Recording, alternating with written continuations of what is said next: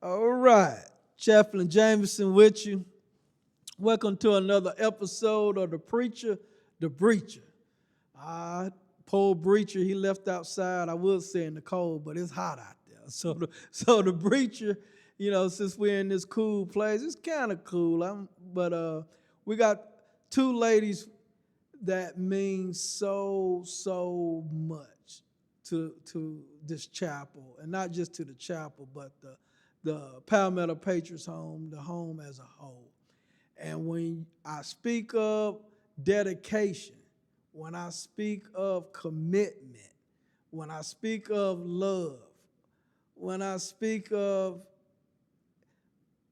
purpose, when I think of, any positive things pertaining to being a believer, and not just a believer, but also as a human being and person, these ladies embody the quality of all of that. And I tell you, this chapel would not be the same without them. And like I said, we got with us Miss Phelps, and we have Miss Bonnie. Now it's actually Bonnie Powell, but I call her Bunny, and she been rolling with it. So, she, what? Now that you mention it, she do. I mean, I'm not gonna get into age and all that, but I'm trying to tell you. But Miss Bunny, you do hop around like a bunny. But we do. I tell you, I can't say enough about them. But we're gonna let them talk in their own words. But I can go on all day about the commitment of these ladies and what they mean to the veterans here. And like I say, Miss Phelps, she came by way of her husband, Warren Phelps, and we call him Pastor Phelps. When you talk about dedication and commitment, she probably might be getting a little bit too, but I'm telling you, just inspiring. When till the Lord called him home in his transition, he would be in this chapel, in his chair bed, and I remember, before he started that transition, he would be in chapel, and when he would witness to the word when we preach, he would put his finger up in the air to witness. And then I remember when he was transitioning, though, he still wanted to be in this chapel. And I remember witnessing this word, and even though that finger didn't go above his head, I could look over at him, and he had that finger in the air. So when I speak about commitment, I'm telling you that husband and wife team, and then with Miss Bunny, I'm trying to tell you that friendship that these two have it's incredible. But I won't cease from talking that much because I'm gonna jump back in here. But we're gonna let Miss Phelps go ahead in her own words and Miss Bunny in their own words to go ahead and share. Hi, and I'm Carol Ann. Carol Not just Miss Phelps. I know you can't get used to that. Yes, ma'am. It's okay. It doesn't matter. I just wanted to let you know that it never ceased to amaze both Warren and I.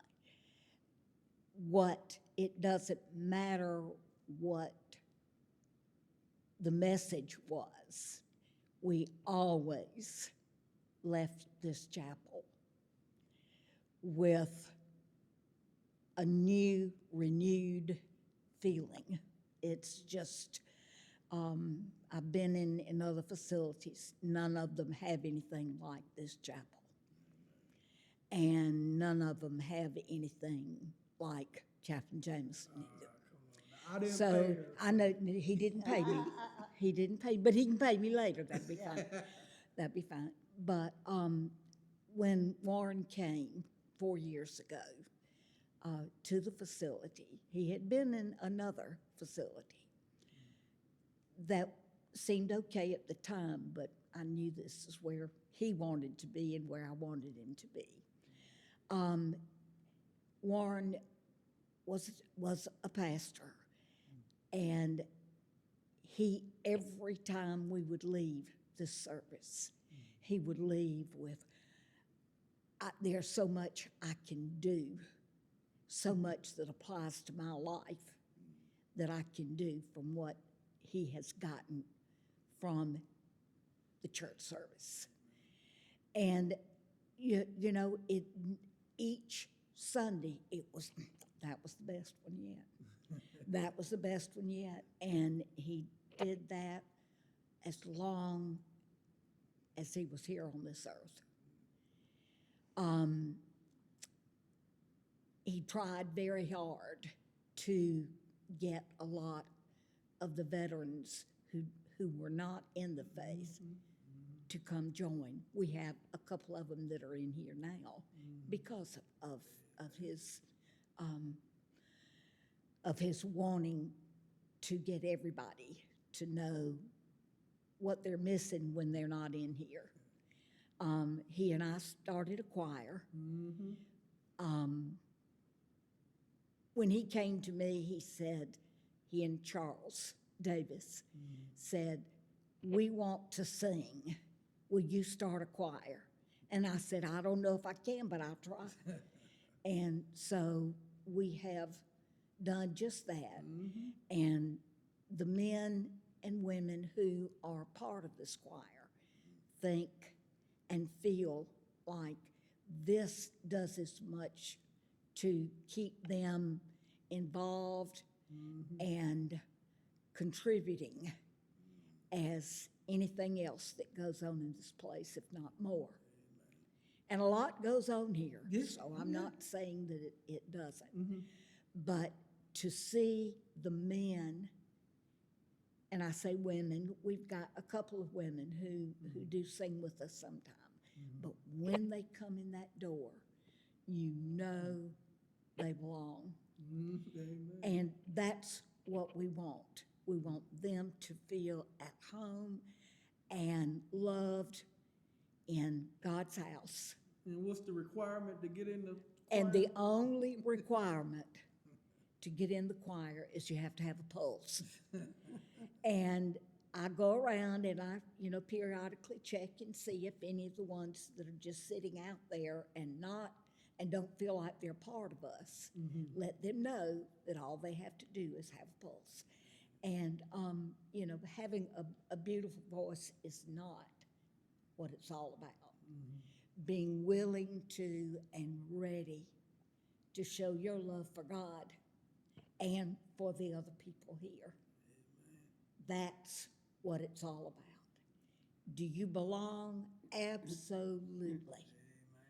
And that's, we all know that everybody has a pulse. So that means everybody can sing that wants to. But we love this facility, we love this chapel, and we love these veterans. And that's why we're here. And my friend Bonnie started coming because she was my dear friend. And she came to see if I was getting into trouble. And so she is as part of much of this choir as anybody else in the choir. And Bonnie, would you like to say a few things? Yes, I enjoy music tremendously, and I sing at the choir at my church and the Legacy Choir, which is a senior choir. And coming here to sing, it just draws me closer to God and closer to the men. And I see the joy on their faces when they sing songs, and we try to sing songs that they grew up with and remembered. And even if we have just a few voices, they're usually strong and joyful, and that's what I see in the choir, is a joy to be close to God and to sing and be a part of the Palmetto Patriots Choir, because we're the only retirement facility that has such a choir, and we have just had great support from administration and other folks, and that makes it even more worthwhile. Now, what they didn't tell, now, how far y'all live from here? We live Greenville, 45 miles. 45 miles. Now, I know my mother taught me better than this, but I'm going to put it out there. If y'all don't mind, You're 80, if that's what you want to say. well, I wasn't going that way. I'll do it. We both are 80. I really was, but said 80 years old. She's 6 months younger, so she's my I'm little the younger. sister. And they travel from basically Greenville every Thursday, And every Sunday. every Sunday. And from my understanding, I hope highway patrol or nobody. So, but from my understanding, from somebody who's seen them, well, let's just say they do obey the law. We do. We go the speed limit. Speed limit if it was more than was posted. Y'all will get that later. But anyway, but we do. That's where the dedication comes in, what I'm saying too. These ladies, rain, sleet, or snow, I'm telling you, they here. If the chapel is open, they are here. And I'm telling you, we can't say, like I say, our hearts, we can't express to you what y'all mean here. Thank you. We love what we're doing. We love it. It just, when you get this age, so many people think that it's time to just stop giving, stop and let people give to you. Mm-hmm. And, that's not where it's at. Amen. The whole thing has to do with serving others. Amen. And God's purpose. yes, God's purpose. And this is our duty station. This and is we our were never duty in the station, military. like you say. Neither one of us have ever been in the military. You are in the service of the But Lord. we're in the That's service right. of the Lord. That's it exactly. And we love it. Amen. They just hit on something I always say. God's purpose for your life That's right. doesn't have an age limit or ability limit.